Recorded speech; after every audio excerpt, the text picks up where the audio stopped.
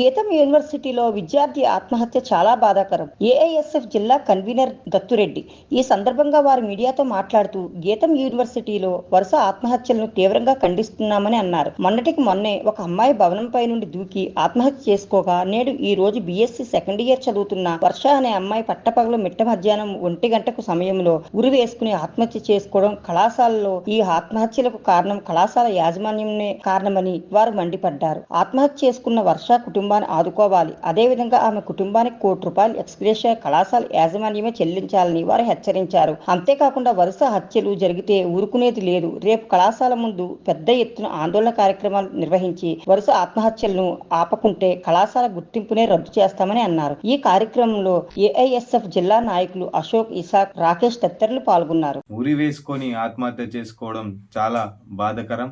మేము ఏఐఎస్ఎఫ్ అఖిల భారత విద్యార్థి సమైక్య ఏఐఎస్ఎఫ్గా మేము దీన్ని తీవ్రంగా ఖండిస్తూ ఉన్నాం. ఎందుకంటే ఈరోజు కళాశాలలో మొన్న రీసెంట్గా 6 నెలల క్రితమే ఒక అమ్మాయి పైనుంచి దూకి ఆత్మహత్య కూడా చేసుకోవడం జరిగింది. వరుస ఘటనలు జరుగుతూ ఉన్నాయి. ఈ కళాశాల యాజమాన్యం వాళ్ళు ఉన్నటువంటి ప్రవర్తన ఏదైతే ఉందో మార్చుకోవాలి.